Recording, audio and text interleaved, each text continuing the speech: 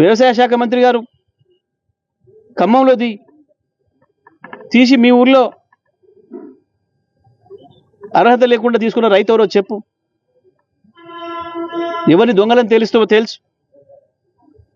రైతుల్ని అవమానించే పద్ధతుల్లో దొంగలకిచ్చిరు అని మాట్లాడుతున్నారు.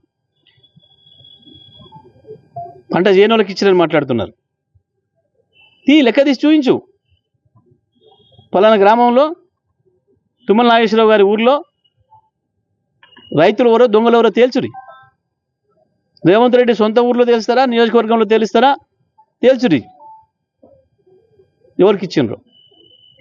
కానీ రైతుల్ని దొంగలు చేస్తూ ఇవాళ ఇంకా ప్రమాణ పత్రాలు రాసి ఇవ్వాలి అని చెప్పి సిగ్గు లేకుండా మాట్లాడుతున్నారు. ఏ రైతులనైతే ఆశ పెట్టి మోసం చేసినావో ఆ రైతు సోదరులందరూ కూడా కూర్చోండి, ఆలోచన చెయ్యండి. ఈ దొంగల భరతం ఎట్లా పట్టాలనో